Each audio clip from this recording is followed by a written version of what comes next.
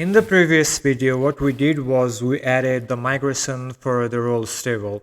Now, in this video, what we're going to do is we're going to have some more migrations that are needed for our roles and permissions package. So, first of all, the table that we need is our permissions table. So let's just quickly create a new migration for the permissions table. For that, I'm just gonna create a new migration file.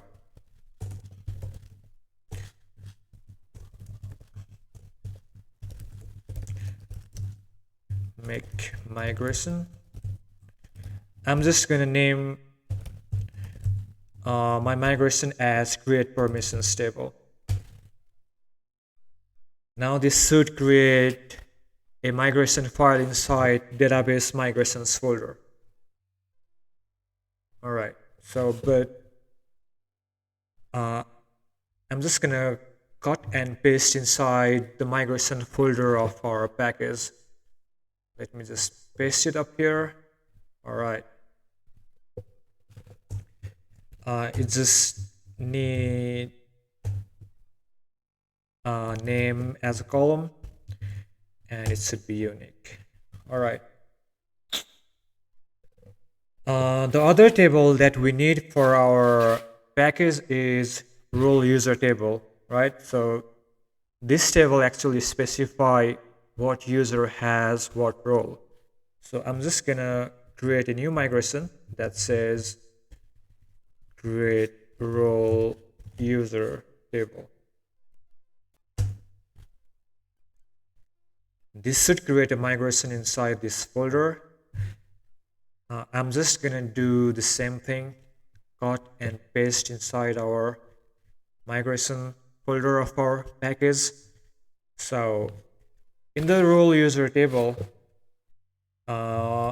it's actually a pivot table, so it should be 490 for our users table, and on delete should be cascade. All right, and it should be role ID because this table actually specify what user has what role, right?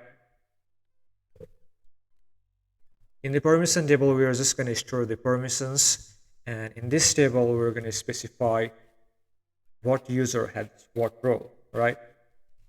Now, the other table that we need for our package is permission role table.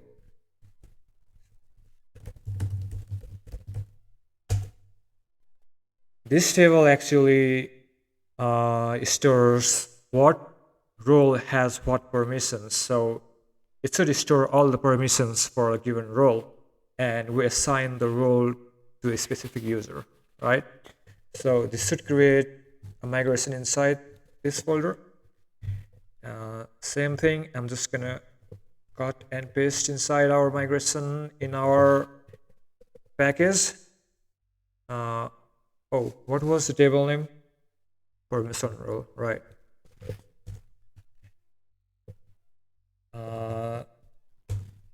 This should be for an ID, role ID,